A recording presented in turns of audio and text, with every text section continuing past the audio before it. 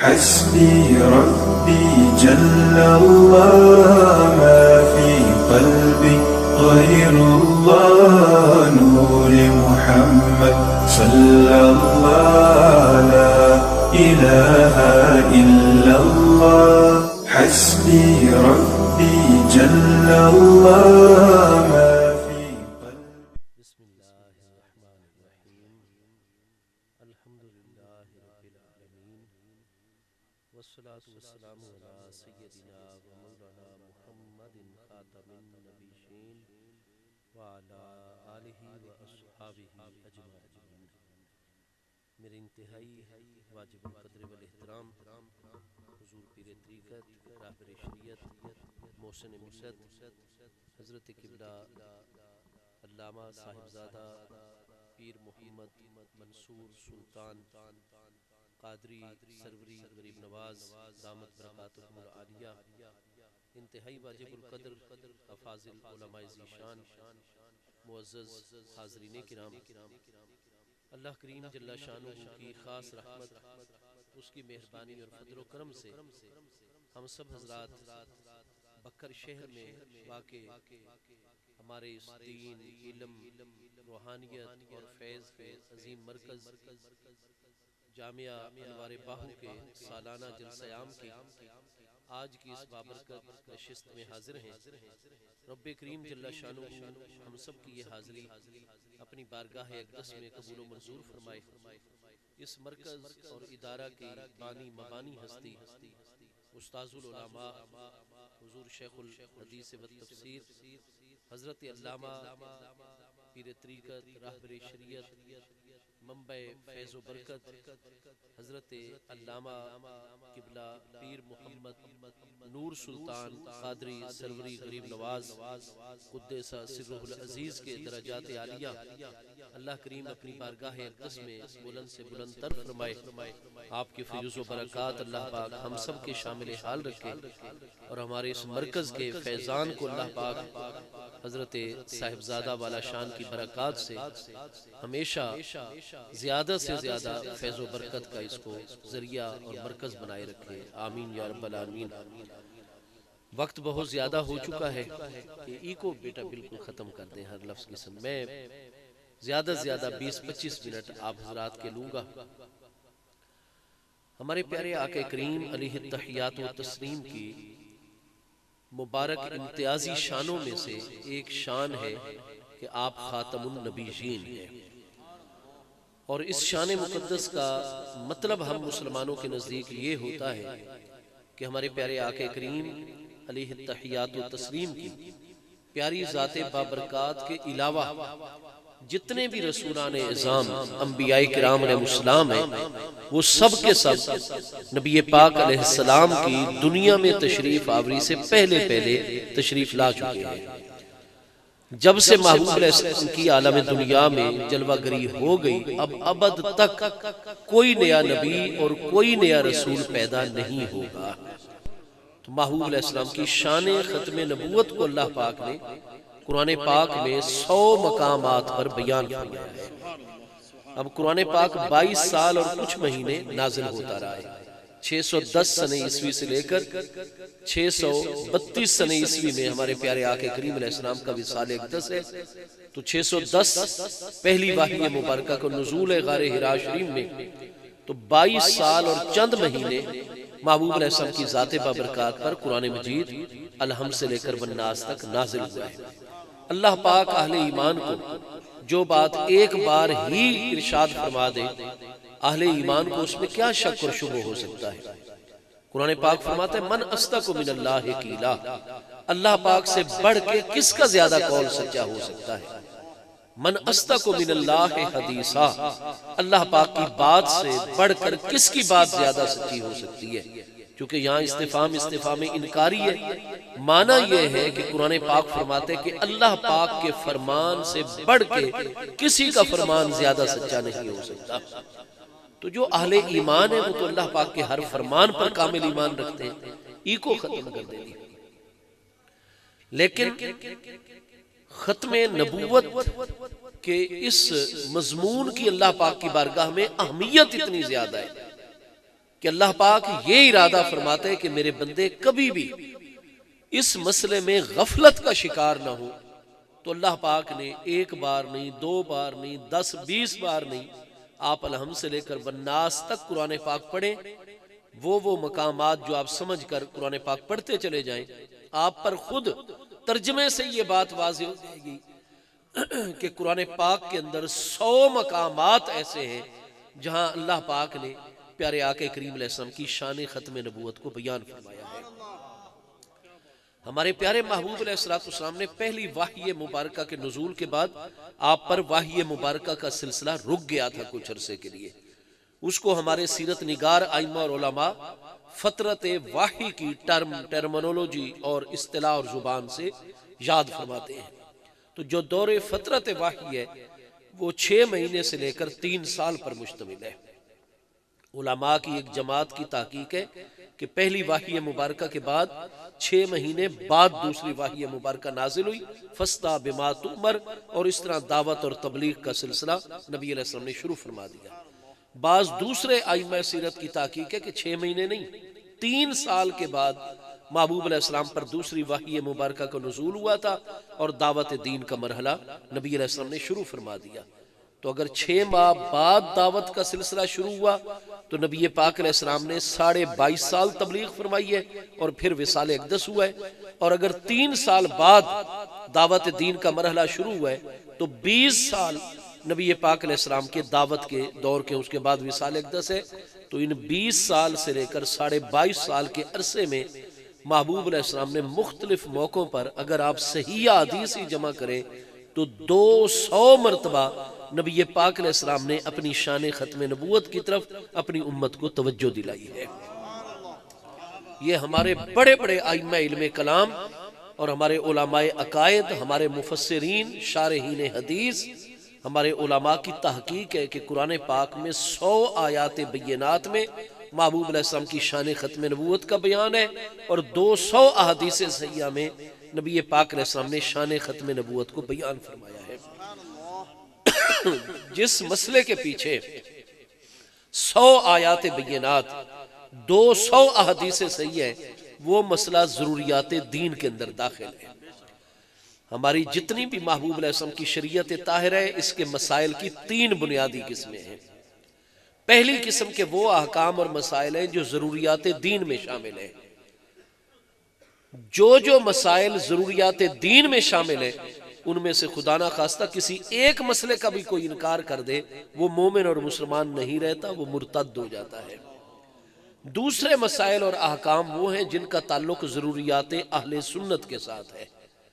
خدا نہ خواستہ کوئی مومن اور مسلمان ان ضروریات اہل سنت میں سے کسی ایک مسئلے کا، کسی ایک عقیدے کا، نظریے کا انکار کر دے، وہ رہتا مومن ہے، رہتا مسلمان ہے، لیکن صحیح العقیدہ مسلمان نہیں رہتا، وہ ضال اور مضل، گمراہ اور گمراہ گر ہوتا ہے۔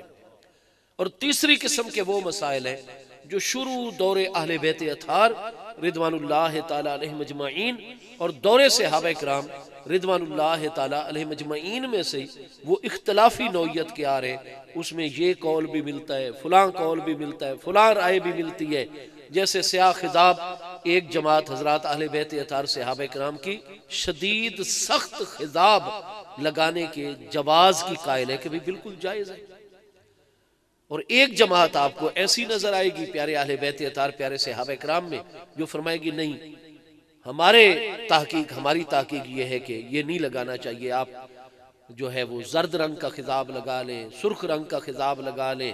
پیلے رنگ کا لگا لیں، لیکن سیاہ خضاب نہیں لگانا۔ ایک جماعت جواز کی قائل، دوسری عدم جواز کی قائل۔ تو بہت سارے ایسے مسائل ہیں جو قرون اولیٰ سے اختلافی چلے آ رہے ہیں، تو ہر وہ مسئلہ جو دور اہل بیت اطہار، دور صحابہ کرام میں اختلافی ہے، اس پر ایک سے زیادہ رائے، اقوال، تحقیقات موجود ہے۔ تو آج ہم میں سے جو مسلمان بھی، جو صاحب علم و تحقیق بھی، تحقیق کی روشنی میں ان اقوال میں سے جس قول کو بھی اختیار کر لے گا وہ بالکل برحق ہوگا، نہ اس کو گمراہ کہا جا سکتا ہے، نہ ہی اس کو گناہگار کہا جا سکتا ہے۔ یہ آج کل یہ حج سے تجاوز ہے۔ حضرت ابو طالب کے ایمان اور عدم ایمان کا مسئلہ اختلافی ہے۔ 3 اقوال دور اہل بیت اطہار، دور صحابہ کرام سے آ رہے ہیں۔ ایک ہے توقف کا قول، وہ کہتے ہیں ہمیں حضرت ابو طالب سے شدید محبت ہے،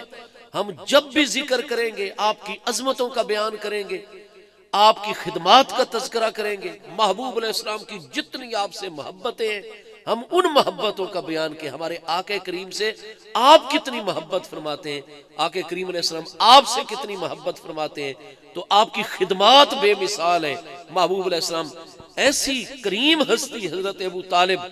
کہ محبوب کریم علیہ السلام جب بہت زیادہ مکہ شریف میں حالات سخت ہو گئے تو اپنے گھر مبارک میں محبوب علیہ السلام کو عرض کرتے حضور آپ آج رات میرے پاس ٹھہریں گے، حالات ایسے سخت ہیں۔ ایک چارپائی پر حضرت طالب بن ابی طالب، دوسری چارپائی پر حضرت سیدنا عقیل بن ابی طالب، تیسری چارپائی پر حضرت سیدنا جعفر بن ابی طالب، چوتھی چارپائی پر حضرت سیدنا مولا مرتضی علی بن ابی طالب، اور 5ویں چارپائی پر محبوب علیہ السلام، 6ٹھی چارپائی پر آپ کے چچا جان حضرت ابو طالب۔ لیکن رات کو آپ آرام نہیں کرتے تھے، اپنے پیارے محبوب علیہ السلام آرام فرماتے، آپ اپنے بیٹوں کو جگاتے، فرماتے جعفر ایسا کرو آپ کی چارپائی میرے ساتھ ملو، اور محبوب کی چارپائی اٹھا کر آپ کی چارپائی کی جگہ رکھتے ہیں اور آپ کی چارپائی محبوب والی چارپائی، تاکہ اگر کافر کہیں تاک میں لگا کر تیر کے ذریعے نشانہ لگائیں تو میرے محبوب کو کچھ نہ ہو، میرا بیٹا راہ خدا میں شہید ہو جائے۔ یہ آپ احادیث صحیحہ میں یہ مضمون موجود ہے۔ یا رسول اللہ زندہ آباد۔ تو ایسی عظیم خدمات، ہاں جی، جب تک حضرت ابو طالب عالم دنیا میں جلوہ کر رہے، محبوب علیہ السلام کے معاشرتی سماجی طور پر جو کمزور حیثیت کے پیارے غلام ہیں، سیدنا بلال ہیں، سیدنا عامر ابن فہیرہ ہیں، سیدنا زید ابن حارثہ ہیں، ان پر کافر ہاتھ اٹھاتے تھے، لیکن جب تک حضور ام المومنین سیدتنا طاہرہ خدیجۃ الکبریٰ رضی اللہ تعالی عنہا کی کریم ذات بابرکات اور حضرت ابو طالب عالم دنیا میں جلوہ کر رہے ہیں، ان دونوں ہستیوں کا اثر اتنا زیادہ تھا، کسی کافر کی یہ جرت نہیں ہوئی کہ محبوب کی ذات بابرکات پر براہ راست حملہ آور ہو سکے۔ باتیں کرتے تھے آپ کے پیچھے، معاذ اللہ ثم معاذ اللہ، نقل کفر کفر نباشد، آپ کو مجنون کہہ دیتے، شاعر کہہ دیتے، ساحر اور جادوگر معاذ اللہ کہہ دیتے، لیکن محبوب پر جسمانی طور پر تشدد، زد و کوب کرنے، قریب آنے کی کسی کافر میں جرت نہیں تھی، کیونکہ حضرت ابو طالب موجود اور جلوہ گر ہیں۔ ہاں جی، ایک مرتبہ سارے کافر جمع ہو کر آ گئے کہ ابو طالب آپ متولی کعبہ ہیں اور سردار قریش ہیں اور سید، ہاں جی، آپ بنی ہاشم ہیں اور حکمران مکہ ہیں اپنے ابا جان کے بعد، اور آپ کی وجاہت ہمارے دلوں میں، کیونکہ ہم جب بھی خشک سالی کا شکار ہو جائیں، کسی بڑی مصیبت کا شکار ہو جائیں، تو پھر اہل مکہ اور جتنے مضافات کے لوگ ہوتے تھے ان کا طریقہ کیا تھا؟ پھر حضرت ابو طالب کے حویلی میں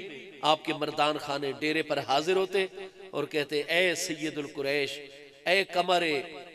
اہل بطحا۔ حضرت ابو طالب اتنے حسین تھے، اتنے جمیل تھے، ایسے دراز قد، بعید ما بین من کے بے ہے آپ کے دونوں کندھوں کے درمیان، اور سینہ اقدس بڑا چوڑا، داڑھی مبارک سفید، بھویں مبارک سفید، مونچھیں مبارک سفید، رنگت اتنی چمکیلی تھی حضرت ابو طالب محبوب کے چچا جان کی، ہاں جی، تو اتنی ذی وجاہت ہستی تھے حضرت ابو طالب، تو وہ کہتے کہ آپ قمر بطحا ہیں، وادی بطحا کا چاند ہے حضرت ابو طالب، آپ ایسی حسین و جمیل ہستی، تو کہتے اے قمر اہل بطحا آپ کرم فرمائیے، آپ کی دعائیں قبول ہوتی ہیں، رب کعبہ آپ کی دعائیں سنتا ہے، ہاں جی، تو جب تک تو حضرت عبد المطلب کا وصال نہیں ہوا تھا، آپ کو جب بھی دعا کے لیے لایا جاتا آپ دعا فرماتے، اللہ بارش عطا فرماتا۔ جب حضرت عبد المطلب کا وصال اور آپ کو اگر متولی کعبہ بنایا گیا اور سیدنا عبد المطلب کا آپ کو جانشین، تو یہ کسی اور ہستی نے نہیں بنایا، مصطفیٰ علیہ السلام نے بنایا۔ سبحان اللہ۔ آپ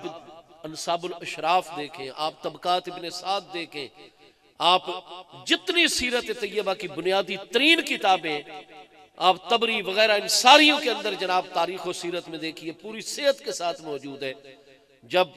محبوب علیہ السلام کی عمر مبارک دنیاوی 10 سال ہے، یعنی 81 سنے عیسوی چل رہا ہے، حضرت ابو طالب نے حضرت عبد المطلب محبوب کے کریم پیارے دادا جان رضی اللہ عنہ جو اپنے دور کی سب سے بڑی مومن کامل ہستی، آپ نے محسوس کیا میرا اب آخری وقت آ گیا ہے۔ تکلیف بہت زیادہ شرف حاصل کر رہی تھی، اور اس وقت آپ نے اپنے سارے بیٹوں کو اپنے پاس اکٹھا کر لیا دم واپسی وصال مبارک کے وقت، ہاں جی، اور صرف اس وقت محبوب علیہ السلام کے پیارے ابا جان حضور سیدنا و سید و سادتنا سیدنا عبداللہ رضی اللہ عنہ کا وصال ہو چکا تھا، باقی آپ کے پیارے فرزند موجود تھے 9 کے 9، ہاں جی، اور محبوب علیہ السلام کو حضرت عبد المطلب نے احادیث کریمہ سیرت تاریخ میں کہ اپنے سینہ مبارک پر لٹایا ہوا تھا، بہت زیادہ تکلیف میں تھے، لیکن محبوب سے اتنی محبت تھی، آپ کے دادا جان حضرت عبد المطلب کو سینہ مبارک پر لٹایا ہوا ہے، محبوب جلوہ گر ہیں۔ جب سارے بیٹے آ گئے تو فرمایا بیٹو میرا آخری وقت آ گیا ہے، اور میں نے تم سب بیٹوں کو رب کعبہ سے منت مان کے لیا تھا آب زمزم شریف کی کھدائی کے پس منظر میں، تم سارے میرے فرما بردار ہو، اب میرا آخری وقت آ گیا ہے، اور میرے سامنے جو اہم ترین معاملہ ہے وہ میرے حفید، میرے پیارے پوتے، میرے پیارے مصطفیٰ کریم علیہ السلام کی خدمت اور کفالت کا ہے۔ فرمایا چاہیے تو یہ کہ میری 6 بیویوں میں سے جو سب سے پہلی بیوی ہیں ان میں میرے بیٹے جو ہے نا سب سے بڑے فرزند وہ ہیں حارث بن عبد المطلب، تو جو آج کل فرمایا طریقہ چلا ہوا ہے تو حارث بن عبد المطلب میں اپنا جانشین حارث اپنے سب سے بڑے فرزند جو یہاں موجود ہیں ان کو مقرر کروں، لیکن نہیں، چونکہ سب سے اہم معاملہ محبوب کی کفالت کا، لہٰذا مجھے یقین ہے کہ تم میرے سارے بیٹے اس مسئلے میں میری اطاعت کرو گے، جو میں کہوں گا۔ آپ کے سارے فرزند کھڑے ہو گئے، ابا جان آپ سردار بنی ہاشم ہیں، آپ سید القریش ہیں، آپ جیسی وجاہت والی ہستی کوئی نہیں ہے، ہم سب بیٹوں کی جانیں آپ پر نچھاور اور قربان، رب کعبہ ایسا کرے کہ ہمیں اپنی بارگاہ میں بلا لے اور جتنی ہماری بقایا زندگی ہے وہ آپ کو عطا کر دے، لیکن اگر رب کعبہ کی رضا اس لیے تو حضور اللہ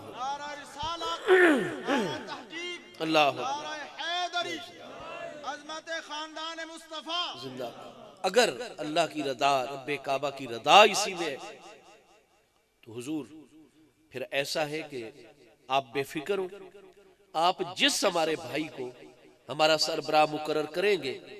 ساری زندگی ہم اس کی اطاعت کریں گے اور اس کی حکم بجا لائیں گے، اس کا حکم بجا لائیں گے۔ حضرت عبد المطلب نے فرمایا میرے سامنے ایک ہی معیار ہے اور وہ میں آپ کے سامنے ظاہر کر رہا ہوں۔ اس کے بعد حضرت عبد المطلب نے محبوب علیہ السلام جو دادا جان کے سینے پر جلوہ گر تھے فرمایا اے وہ ہستی جو مجھے اپنی جان، اپنی اولاد اور ساری کائنات سے زیادہ محبوب اور پیاری ہے، یہ آپ کے سارے چچا موجود ہیں، جس کو آپ اپنی خدمت کے لیے پسند کریں میرے سینے سے اتریں اور اپنے اس چچا جان کی گود میں بیٹھ جائیں، میں اپنے باقی بیٹوں کو حکم کروں گا اس کی بیعت کر لیں گے اور ساری زندگی اپنے اس بھائی کی اطاعت کریں گے اور ساتھ دیں گے۔ محبوب علیہ السلام کو اختیار دیا، 10 سال محبوب علیہ السلام کی عمر مقدس دنیاوی ہے، بچپن مقدس ہے، تو محبوب علیہ السلام نے اپنے سارے چچاؤں کے چہروں پر نگاہ اقدس ڈالی، ہر چچا بے پناہ محبوب علیہ السلام سے محبت کرتا ہے، ہاں جی، تو محبوب علیہ السلام اپنے دادا جان کے سینہ اقدس سے اترے اور حضور مولا مرتضیٰ شیر خدا کرم اللہ تعالیٰ وجہ الکریم کے پیارے ابا جان حضرت ابو طالب کی گود میں محبوب علیہ السلام تشریف فرما ہو گئے۔ نعرہ تکبیر، نعرہ تکبیر، نعرہ رسالت، نعرہ خلافت، نعرہ حیدری، شان عظمت خاندان رسول، شان اہل بیت، شان ابی طالب، شان ابو طالب۔ جو حضرت ابو طالب ہیں ان کی امی جان اور محبوب علیہ السلام کے ابا جان سیدنا عبداللہ کی امی جان وہ حضرت فاطمہ بنت عمر بن عائز بن عمران بن مخزوم ہے، یعنی قبیلہ بنو مخزوم سے محبوب علیہ السلام کی سگی دادی جان حضور مولا مرتضیٰ کی جو سگی دادی جان ہے قبیلہ بنو مخزوم جو حضرت خالد بن ولید مخزومی کا قبیلہ ہے، وہ اس قبیلے سے تعلق رکھتی ہیں، اور سارے سیرت نگار متفق ہیں کہ یہ حضرت عبد المطلب کی آخری 6 ازواج میں سے آخری زوجہ محترمہ ہے، لہذا سیدنا عبداللہ ہوں یا حضرت ابو طالب کی ہستی ہوں، ہاں جی، ابو لہب ہو یا محبوب کے چچا زبیر بن عبد المطلب، یہ سب سے چھوٹی اولادوں میں ہیں کیونکہ سب سے آخری زوجہ محترمہ میں سے ہیں۔ تو حضرت حارث بن عبد المطلب وہ آپ کی پہلی زوجہ محترمہ میں سے ہیں، لیکن چونکہ محبوب نے اپنے کریم انتہائی مہربان شفیق چچا جان حضرت ابو طالب کو اپنی خدمت کے لیے اور کفالت کے لیے پسند فرمایا، حضرت ابو طالب حضرت عبد المطلب خوش ہو گئے، فرمایا چلو عہد کے مطابق ابو طالب میرے بیٹے کی کرو نا، باقی سارے میرے بیٹے بیعت کرو۔ اس طرح متولی کعبہ مقرر ہوئے، سید القریش مقرر ہوئے، سردار بنی ہاشم، اور حضرت عبد المطلب کے بعد حکمران مکہ حضرت ابو طالب تو حضرت عبد المطلب کی سب سے چھوٹی زوجہ محترمہ میں سے ان کو اگر اس منصب پہ پہنچایا ہے، سرداری کے منصب پر اور تولیت کعبہ کے منصب پر، تو مصطفیٰ کریم علیہ السلام کی ذات بابرکات نے تھوڑا سا پانی مل جاتا تمہیں۔ الغرض حضرت ابو طالب محبوب کریم علیہ السلام کا بچپن مقدس بے شک ہو، لیکن کنتو نبیًا و آدم بین الروح والجسد، محبوب علیہ السلام تو عالم ابتدا سے اللہ پاک نے عملی طور پر نبوت عطا فرمائی ہے، ولادت مقدسہ ہوئی ہے تو نبوت باطنی محبوب علیہ السلام کی جاری و ساری ہے، بچپن مبارک میں بھی نبوت باطنی جاری و ساری ہے، محبوب کی روح مقدسہ روح الارواح ہے، تو محبوب علیہ السلام کا بچپن باقی بچوں پر قیاس نہیں کیا جائے گا۔ مصطفیٰ کریم علیہ السلام کی باطنی نبوت کا دور مقدس جاری ہے، اور محبوب کریم علیہ السلام کو اپنی خدمت کے لیے پسند آتے ہیں تو حضرت ابو طالب پسند آتے ہیں۔ تو اس لیے اللہ اکبر یا رسول اللہ صلی اللہ علیہ وسلم، تو جس ہستی کو محبوب پسند فرماتے ہیں، ہم محبوب کے غلام کیوں نہیں اس ہستی کو پسند کریں گے؟ زندہ باد، زندہ باد، زندہ باد، زندہ باد، زندہ باد، زندہ باد۔ یار اگر محبوب کریم علیہ السلام لوکی کدو شریف کو کھانے میں پسند کریں تو کدو شریف ہمیں بہت پسند ہے اور اس سے بڑی محبتیں، تو حضرت ابو طالب کو محبوب پسند کریں تو ان سے محبت نہیں ہوگی ہمیں؟ تو بھائی معاملہ یہ ہے، اس لیے قرون اولیٰ سے ایک جماعت نے کہا کہ ہم اس بحث میں ہم توقف اختیار کرتے ہیں، ہم خاموشی اختیار کرتے ہیں، لیکن ہم حضرت ابو طالب سے پوری محبت کریں گے کیونکہ محبوب کو ان سے محبت ہے، محبوب کو وہ پسند ہیں، جو محبوب کو پسند اللہ پاک کو بھی پسند، ہمیں بھی پسند۔ ہاں جی، تو میرے دوستو ایک جماعت، دوسری جماعت نے یہ کہا کہ بھائی ہمارے سامنے تو بالکل حضرت عباس محبوب کے چچا جان اسی بات کے قائل تھے۔ اب محبوب کے جو چچا حضرت عباس بن عبد المطلب الہاشمی ہیں، انہوں نے آ کر محبوب اسلام کو خبر دی، حضور آپ جو بار بار اپنے چچا جان کے آخری وقت میں ان پر کلمہ اسلام پیش کر رہے تھے، تو حضور میں نے خود سن لیا، اس وقت تک حضرت ابو طالب کا وصال نہیں ہوا جب تک انہوں نے وہ الفاظ نہیں ادا کر دیے جو جن الفاظ پر آپ راضی اور خوش۔ تو اس لیے بنی ہاشم کے اندر تو ہر دور میں بڑی جماعت، اور اولاد مولا مرتضیٰ میں تو ہمیشہ بڑی جماعت وہ آ رہی ہے ہر دور میں جو حضرت ابو طالب کے ایمان کی قائل ہے۔ ٹھیک ہے جی، اور باقی کئی روایات اور اسناد ایسی ہیں جن میں امام بخاری، امام ترمذی، یہ ہستیاں شامل ہیں۔ تو 3 گروہ ہیں قرون اولیٰ سے ہمارے اندر۔ ایک گروہ کہتا ہے کہ نہیں، ہمارے نزدیک ثابت نہیں ہو سکا آپ کا کلمہ پڑھنا، وہ اپنی جگہ معذور ہیں۔ ایک جماعت کہتی ہے کہ بھائی حضرت عباس جیسی ہستیاں، ہاں جی، وہ گواہی دے رہے ہیں کہ میں نے خود اپنے کانوں سے سنا ہے کہ میرے بھائی جان ابو طالب بن عبد المطلب اس وقت تک ان کی روح مبارکہ جسم مبارک سے الگ نہیں ہوئی جب تک انہوں نے کلمہ اسلام نہیں پڑھ لیا۔ نعرہ تکبیر، نعرہ رسالت، شان اہل بیت، شان اہل بیت۔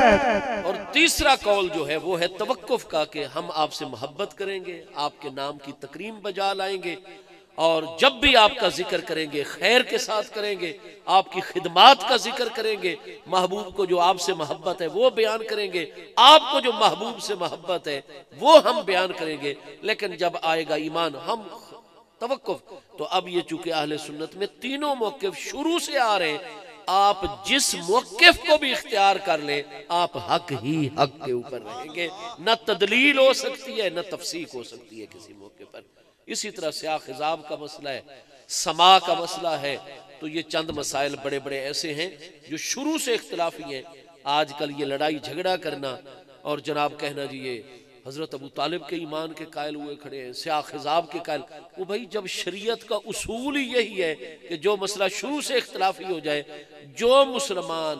اس کی طبیعت کو جو چیز پسند آتی ہے، دل جس طرف زیادہ، اور اہل علم دلائل کو دیکھنے کے بعد وہ جس طرف زیادہ رغبت دلائل کی روشنی میں کرتے ہیں، آپ اختلافی مسائل میں جس قول کو بھی اپنا لیں گے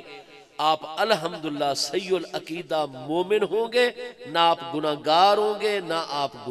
گمراہ ہوں گے۔ ٹھیک ہے جی۔ لیکن جو مسائل ضروریات دین کے اندر شامل ہیں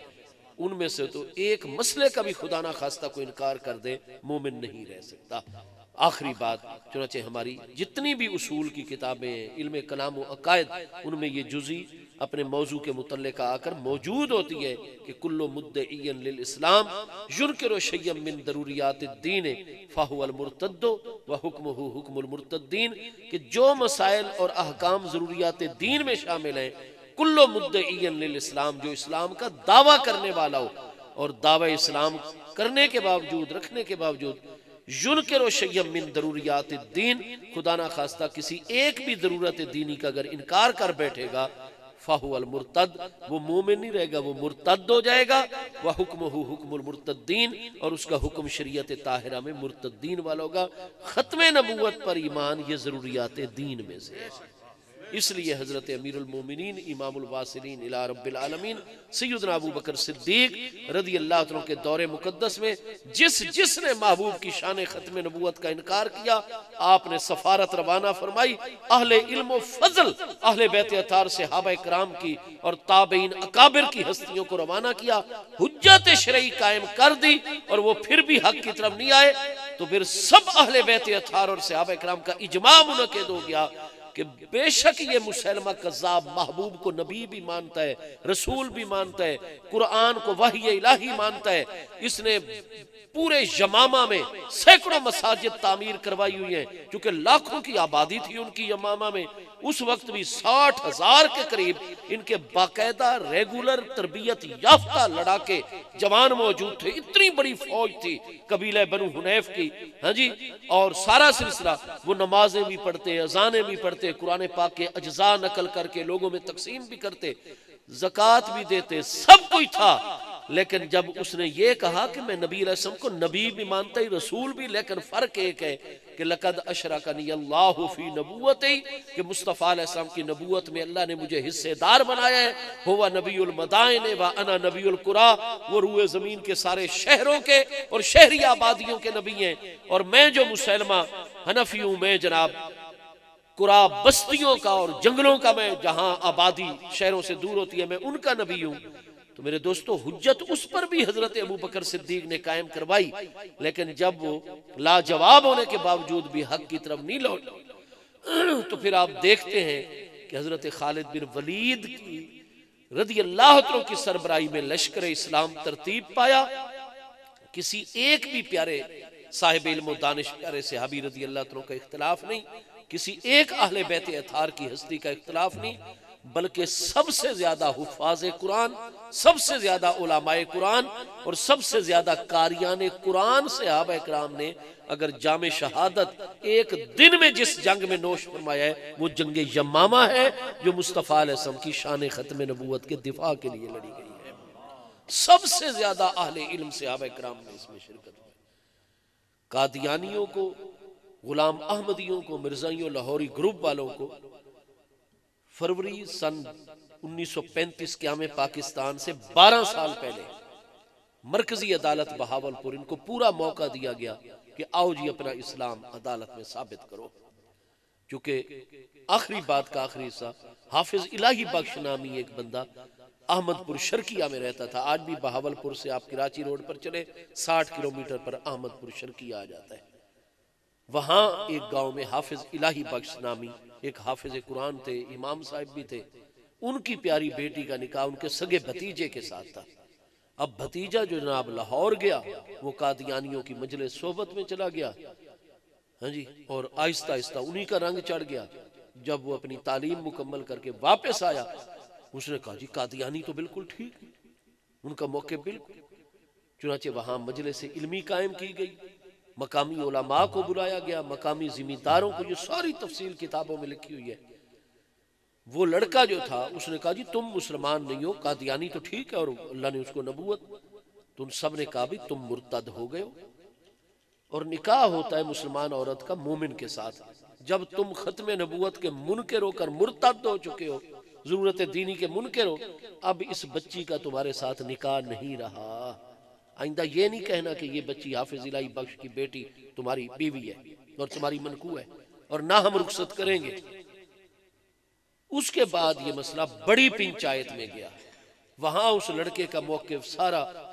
سب نے فیصلہ دے دیا، ججز نے، پنچایتیوں نے، بھائی لڑکے کا موقف غلط ہے اور یہ مرتد ہو چکا ہے اور یہ نکاح نہیں ہے. اب جب بنیادی پرائمری سطح کی پنچایت بھی، بڑی سطح کی پنچایت کا فیصلہ بھی اس کے خلاف آ گیا، وہ احمد پور شرکیہ کی عدالت میں چلا گیا اس وقت 1932 کے اندر، اور زنشوئی کا اس نے مقدمہ دائر کر دیا. اب نوٹس مل گیا اس بچی کو. وہ اپنے والد اور بزرگوں کے ساتھ عدالت میں گئی، اپنا موقف جب بیان کیا تو وہاں کا جو جج صاحب تھا اس نے حالات کا جائزہ لے کر یہ تو مرتد ہونے کا فیصلہ جاری کرنا ہے، یہ بڑا اہم ایشو ہے اور اسے مقامی عدالت میں نہیں رکھنا چاہیے، اسے مرکزی عدالت ریاست بہاولپور میں جو ہے وہ بھیج دینا چاہیے. چنانچہ وہ مرکزی عدالت میں کیس ریفر ہو گیا، نوٹس جاری ہو گئے، بچی نے جا کر اپنا موقف دیا. اب ایک ہندو جج تھا مرکزی عدالت میں، جسٹس صاحب، یعنی اس وقت کی وہ سپریم کورٹ تھی ریاست بہاولپور کی. یہ قیام پاکستان سے بھی 15 سال پہلے 1932 میں کیس لگا تھا. اب جناب ایک ہندو جج تھا، ایک انگریز جسٹس اور جج تھا، ایک مسلمان جج تھا، اور مسلمان جج وہ بھیرا شریف ضلع سرگودا کے جسٹس اکبر علی خان صاحب تھے. اب جناب ابتدائی جب سماعت ہوئی فریقین کے وکلاء اور ان کی، تو پھر تینوں ججوں نے متفقہ طور پر یہ جناب حکم جاری کر دیا ابتدائی کہ بھی بات یہ ہے کہ یہ نکاح تب اس لڑکے قادیانی کے ساتھ قائم رہ سکتا ہے اگر یہ اپنا مومن ہونا عدالت میں ثابت کر دے گا، کیونکہ بچی کو یہ اعتراض ہے کہ یہ مومن نہیں رہا. لہٰذا قادیانی کو حکم جاری کر دیا عدالت نے، مرکزی عدالت بہاولپور نے، کہ بھئی آپ ایسا کرو کہ پورے بر صغیر میں آپ کو جتنے اپنے اہل علم ملتے ہیں، وکیل ملتے ہیں، آپ ان کو عدالت میں فلاں تاریخ میں لے آؤ. پہلا ٹاسک یہ ہوگا عدالت کی جانب سے کہ مسلمان علماء اور تمہارے علماء نے مل کر یہ واضح کرنا ہے کہ مومن ہوتا کون ہے، کیونکہ نکاح تو مومن مرد اور مومن عورت کے درمیان میں ہوگا. مسلمان کہتے کس کو ہیں، مومن کہتے کس کو ہیں.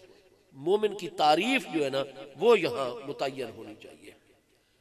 آپ دیکھیے وہ ساری چھپا ہوا ہے مقدمہ بہاولپور، آپ اس میں پڑھیں. پوری بحث ہوئی عدالت میں اور کئی دن کی سماعت کے بعد عدالت اس نتیجے پر پہنچی کہ مومن وہ ہوتا ہے. یہ انگریز جج نے، ہندو جج نے، مسلمان جج نے بالکل متفقہ فیصلہ دیا کہ مومن وہ ہوتا ہے جو ضروریات دین کو دل و جان سے تسلیم کرنے والا ہو. یہ متعین ہو گیا. اب اگلا عدالت نے حکم فرمان جاری کیا کہ مسئلہ ختم نبوت جو ہے یہ ضروریات دین میں ہے یا نہیں ہے، اس پر اب بحث ہوگی. اس پر بحث ہوئی، عدالت نے واضح فیصلہ جاری کر دیا کہ مسئلہ ختم نبوت ضروریات دین میں سے جو شخص مسئلہ ختم نبوت کا انکار کرتا ہے اور نبی علیہ السلام کے بعد بھی کسی نئے نبی کے آنے کے امکان کو تسلیم کرتا ہے وہ ضرورت دینی کا منکر ہے، لہذا مومن اور مسلمان نہیں ہو سکتا. تاجدار ختم نبوت، تاجدار ختم نبوت. سبحان اللہ. اب جناب اس پر وہ کھلی سماعتیں ہوتی رہی، حتیٰ کہ 7 فروری 1935 میں متفقہ طور پر فیصلہ آ گیا مرکزی عدالت بہاولپور کا، اور اس میں درمیان میں یہ بھی چونکہ اس میں شیخ الاسلام شیخ الجامعہ علامہ غلام محمد گھوٹوی صاحب رحمت اللہ علیہ بنیادی ترین کردار ادا کر رہے تھے علمی مواد عطا کرنے میں سارے کے سارے کیس میں، تو ایک ایسا مرحلہ آیا کہ ریاست بہاولپور چونکہ من وجہ اندرونی چند پالیسیوں میں آزاد تھی، لیکن بیرونی دفاعی ان معاملات میں انگریزوں کا تسلط تھا، اور قادیانیت کا پودا تو انگریزوں نے لگایا تھا۔ ایک موقع آیا کہ جب نواب آف بہاولپور نواب صادق محمد خان عباسی دوم، ان کو کہا گیا جناب اگر آپ کی عدالت نے فیصلہ جو ہے، اور یہ جسٹس اکبر علی صاحب نے بھی بات کی ان سے ملاقات کر کے کہ جناب مجھے آپ نے یہاں پر مقرر کیا ہے، ٹھیک ہے جی، اور معاملہ یہ ہے کہ ہم نے کرنا ہے میرٹ کے اوپر، بالکل سماعت بھی اور میرٹ پر فیصلہ جاری کرنا ہے، اگر یہ قادیانی ضرورت دینی پر اپنا ایمان نہ ثابت کر سکے ہم انہیں غیر مسلم قرار دے دیں گے اور نکاح بالکل ختم، تو لہٰذا اس کے دور رس نتائج ہوں گے۔ جب ایسا فیصلہ آ گیا تو عین ممکن ہے کہ انگریز فوجیں اپنی داخل کر دیں ریاست بہاولپور میں، آپ کو بھی پکڑ لیں ہمیں بھی پکڑ لیں، ہم سب کو تہ تیغ پھانسیوں پر لٹکا دیں، آپ کی بیگمات بھی پکڑی جا سکتی ہیں، آپ کے شہزادے بھی قتل ہو سکتے ہیں، یہ ریاست بھی ہمیشہ کے لیے انگریز ہڑپ کر جائیں گے، پورے بر صغیر پر تو وہ قابض ہیں، تو لہٰذا یہ نتائج بھی آ سکتے ہیں۔ تو یا تو یہ ہے کہ میں جسٹس کے عہدے سے مستعفی ہو جاتا ہوں، جسٹس اکبر علی خان صاحب نے فرمایا، اور مستعفی ہو کر میں بطور وکیل اس میں محبوب رسم کی شان ختم نبوت کا دفاع کرتا ہوں، اور اگر آپ مجھے اس عہدے پر رکھتے ہیں تو جناب پھر بات یہ ہے کہ فیصلہ میرٹ پر آئے گا اور اس کے کچھ بھی نتائج ہو سکتے ہیں۔ تو نواب صاحب نے یہ نہیں کہا کہ میں اپنے مشیرین سے ذرا اس عام ترین معاملے پر مشورہ کر لوں، اس نے کہا جسٹس صاحب آپ کوئی مستعفی نہیں ہوں گے، نہ میں آپ سے استعفیٰ لوں گا، آپ اپنی کارروائی جاری رکھیں، میرٹ پر فیصلہ دیں۔ میری ریاست بہاولپور کتنی ہے؟ سندھ کے خیر پور سے لے کر دریائے ستلج کے اندرونی کنارے تک یہ ریاست بہاولپور ہے۔ فرمایا اگر مجھے اللہ تعالیٰ ساری روئے زمین کا بھی حکمران بنا دیتا اور میرے محبوب کی شان ختم نبوت کا معاملہ آتا اور مجھے قربانی دینی پڑتی، میں پوری روئے زمین بھی، اپنی بیگمات، اپنی جان، اپنے شہزادے شہزادیاں ساری محبوب کی شان کے اوپر قربان کرتا۔ تاجدار ختم نبوت، تاجدار ختم نبوت۔ تو یہ 7 فروری 1935 کو متفقت، اس میں اب انگریز جج بھی ہے، اس نے کہا جی جو بالکل طریقہ کار ہے، اصول ہیں جو، ان اصولوں کی روشنی میں یہ مسلمان ثابت نہیں ہوتے، اس نے بالکل میرٹ پر فیصلہ دیا۔ ہندو جج نے بھی، تمام سپریم کورٹ کے بینچ کا متفقہ فیصلہ آ گیا 7 فروری 1935 کے یہ مسلمان نہیں ہیں، مرتد ہیں، لہذا مرتد کے ساتھ تو مسلمان عورت کا نکاح رہتا ہی نہیں ہے، وہ بچی آزاد ہے، احکام شرع کے مطابق آگے نکاح کر سکتی ہے۔ اس کے بعد ہماری اسمبلی میں یہ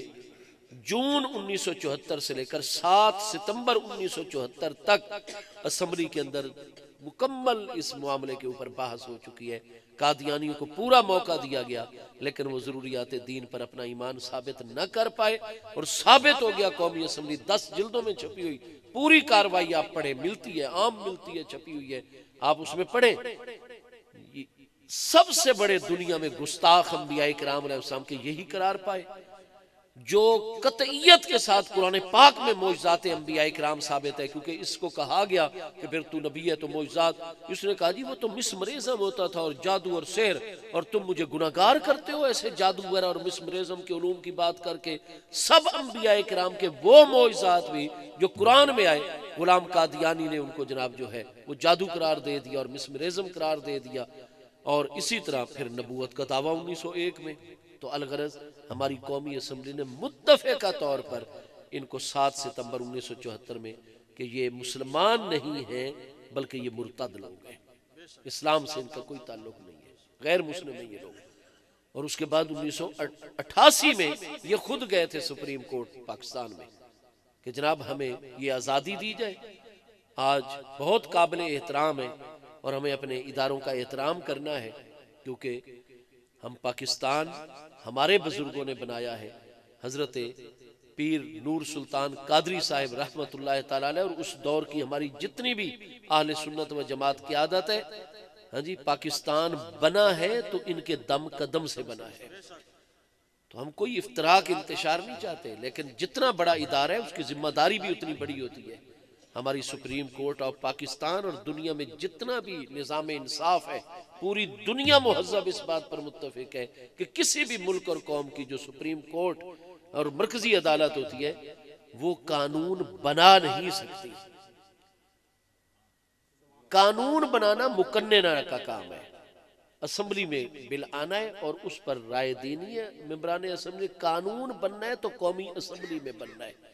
اس پر مکمل ہر اعتبار سے غور و فکر کے لیے ایوان بالا سینٹ میں جانا ہے، اور جب سینٹ بھی اپنی مہر لگا دے گی، قومی اسمبلی بھی، صدر صاحب اس کے اوپر اپنے سائن کر دیں گے،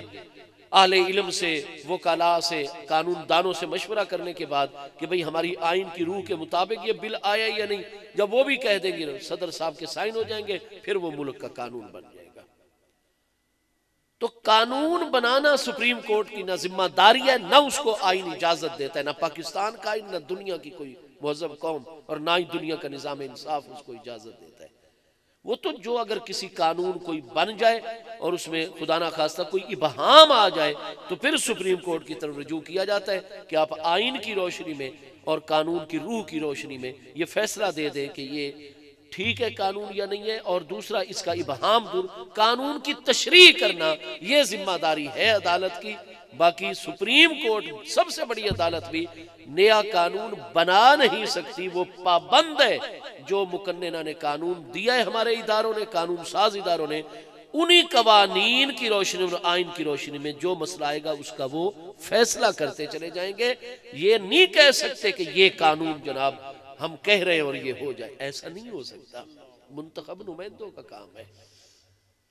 تو بھائی پاکستان میں سب سے بڑی پریشانی تو یہ کہ ادارے اپنی حدود سے تجاوز کرتے ہیں. اب جب یہ مسئلہ مبارک احمد ثانی کا آیا ہے، ضمانت ہونا، اس پر بھی 12 سوالات ملک کے جو بڑے بڑے وکلاء ہیں، 12 سوالات انہوں نے اٹھائے. لیکن اس کو ہم ایک سائیڈ پر رکھ کر میرے دوستو، قادیانی چکے ہیں مرتد، اس لیے ان کے ساتھ باقی اقلیتوں والا رویہ ہم نہیں رکھ سکتے. پاکستان میں عیسائی بھی ہیں، سکھ بھی ہیں، ہندو بھی ہیں، دوسری مذاہب، ہمیں کسی سے کوئی پرابلم نہیں. وہ پاکستان کے آئین کو مانتے ہیں، پاکستان کے شہری ہیں، الل اعلان ہندو کہتا ہے جی میں ہندو ہوں. تو پھر جب باقی اقلیتوں کے ساتھ ہمارا کوئی پریشانی نہیں، پرابلم، تو ہم ان قادیانیوں کے بارے میں زیادہ حساس کیوں ہیں؟ وجہ یہ ہے کہ یہ ضرورت دینی کے منکر، گستاخ انبیاء اکرام اور محبوب علیہ السلام کے اور معجزات کے اور قطعیات اسلام کے منکر ہو کر مرتد بھی ہیں، کافر بھی ہیں، گستاخ بھی ہیں، اور پھر اس کے ساتھ اسلام کا دعویٰ کرتے ہیں.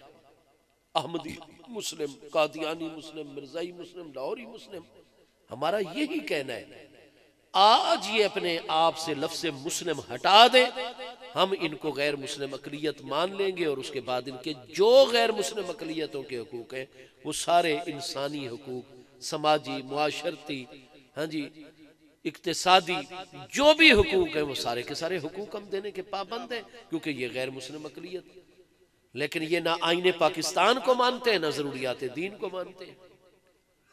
ٹھیک ہے جی. تو یہ ہے مرتد،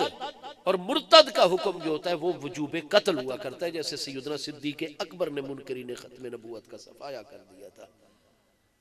تو مسلمان ممالک میں اتفاق نہیں ہے، کمزور ہے فوجی لحاظ سے، معاشی لحاظ، قوت فیصلہ ہمارے قائدین کے پاس جو حکمران بنتے نہیں ہوتی، دنیا میں کفر کا غلبہ ہے، تو لہٰذا وہ نہیں اقدام اٹھا سکتے کہ ان سے زمین کو پاک کریں. تو پھر یہ ہے کہ وہ حکومت، صاحب اقتدار طبقہ، یہ عدالتیں، ادارے خود قیامت کے دن جواب دیں گے. مرتدین والا معاملہ ہم عوام نے، مرتد جو ہوتا ہے نا، اگر کوئی ہندو، سکھ، عیسائی، پاکستانی روڈ ایکسیڈنٹ میں مبتلا ہو گئے تو انسانی ہمدردی اس کا سماجی حق ہے ہمارے اوپر، ہم اس کو پانی پلائیں گے، اس کو اٹھائیں گے، ہاسپٹل میں پہنچائیں گے، اس کا خیال کریں گے، یہ اس کا ہم پر سماجی معاشرتی حق ہے، کیونکہ وہ آئین پاکستان کو مانتا ہے، ہمارا آپس میں عمرانی معاہدہ ہے، دین میں وہ ہمارے بھائی نہیں ہیں لیکن پاکستان کے معاملے میں وہ ریاست کے شہری ہیں، ہمارے ان پر سماجی حقوق ہیں، ان کے ہمارے، کیونکہ اوپر آئین جو عمرانی معاہدہ کھڑا ہوا ہے۔ لیکن قادیانیوں کے ساتھ ہمارا عمرانی معاہدہ نہیں ہے، یہ مرتد بھی ہیں، ضرورت دینی کے منکر ہو کر، ختم نبوت کے منکر، اور آئین پاکستان کو علی اعلان یہ نہیں مانتے، کہتے ہیں جی ہم نہیں مانتے آئین پاکستان کو، لہذا عمرانی معاہدہ بھی ان کے ساتھ ہمارا نہیں ہے۔ جب عمرانی معاہدہ نہیں ہے تو کوئی سماجی حقوق ان کے ہمارے اوپر نہیں، ہمارے ان پر نہیں ہے، ٹھیک ہے جی۔ تو جب سماجی حقوق بھی نہیں ہے تو قادیانی اگر کوئی زخمی ہوا پڑا ہو تو ہم اگر پانی کا ایک قطرہ بھی اس کے منہ میں ڈالیں گے نا، ہمارے اوپر بھی لعنت برسے گی فوری طور پر۔ اس لیے قادیانی چاروں کے چاروں ان کے جو گروہ ہیں قادیانی کہلاتے ہیں، یا مرزائی کہلاتے ہیں، یا غلام احمدی کہلاتے ہیں، یا وہ لاہوری گروپ والے کہلاتے ہیں۔ ان کے ساتھ سلام کلام، ان کو اپنے کاروبار میں شریک کرنا، ان کے کاروبار میں ان کو اپنے ہاں ملازم رکھنا، ان کو جناب ان کے ہاں خود ملازمت اختیار کرنی، یا ان کو شادی غمی میں بلانا، یا وہ انوائٹ کریں تو ان کی شادی غمی میں جانا، ان سے کوئی دینی تعلق تو ہو ہی نہیں سکتا، وہ مرتد ہیں، لیکن ان کے ساتھ کچھ سماجی معاشرتی تعلق بھی نہیں ہو سکتا کیونکہ وہ مرتد بھی ہیں، آئین پاکستان کے منکر بھی ہیں۔ اب ہمارا مطالبہ یہ ہے عدالت سے کہ مہربانی فرمائی جائے، ایک تو نظر ثانی اور یہ جو ریویو کا جو ہوتا ہے نا آرڈر، یہ تو بڑا ایک لیمیٹڈ قسم کا معاملہ ہوتا ہے اور بند معاملہ ہوتا ہے۔ ہم جمہور علیہ السلام اہل سنت و جماعت کے ہمارے اکابر کا یہی مطالبہ سامنے آیا ہے پورے غور و فکر کے بعد کہ جناب آپ صرف اس کو نظر ثانی میں نہیں بلکہ اس کے لیے مستقل آپ سماعت مقرر کریں، اور ہمیں مکمل طور پر اس مسئلے کے اوپر ہمارے اکابرین کو، ہمارے قانون دانوں کو اور اس مسئلے کے ماہرین کو کھل کر اپنا موقف عدالت میں جتنے دن لگ جائیں بالکل اپنا موقف دینے کی جو ہے وہ ان کو جو ہے موقع دیا جائے۔ اور دوسرا چیز یہ کہ اس کیس کو اور اس کے یہ مذہبی آزادی ان کی، اس کو چھیڑنے کی ضرورت کیا ہے؟ جب اسمبلی قرار دے چکی ہے، آئین پاکستان کا وہ چیز حصہ بن چکی ہے، اور دوسرا 1988 میں خود سپریم کورٹ کا فیصلہ تفصیلی آیا ہوا ہے کہ یہ ان کو کسی قسم کی، ان کے لیے ایک راستہ ہے، یا تو صدق کے دل سے یہ توبہ کر کے غلام قادیانی پر لعنت بھیج کر یہ صدق کے دل سے کلمہ شہادت پڑھ کے مصطفیٰ علیہ السلام کی غلامی میں آ جائیں، باقی امت کی طرف، باقی مسلمانوں کی طرف۔ دوسرا راستہ ان کے لیے یہ کہ اگر یہ قادیانی سے نئی برات کا اظہار کرتے، اس پر لعنت نہیں بھیجتے اور کلمہ اسلام نہیں پڑھتے، تو پھر اسلام کا دعویٰ چھوڑ دیں، اپنے آپ کو غیر مسلم ہی قرار دے دیں تو بالکل نہیں۔ لیکن قادیانی نہ صدق کے دل سے تائب ہوتے ہیں، نہ دعوی اسلام چھوڑتے، وہ کہتے ہیں الٹا اپنے آپ کو مسلمان کہتے ہیں، باقی امت کو تو وہ کافر کہتے ہیں، کیونکہ جی قادیانی نبی کو نہیں مانتے لہٰذا یہ کافر ہے۔ الٹا وہ یعنی چور الٹا کوتوال کو ڈانٹے، ہاں جی۔ تو اب چونکہ 1947 میں پاکستان بنا تھا، ان کا ہے ربوہ جو چنیوٹ کے علاقے جس کا اب نام چناب نگر ہے،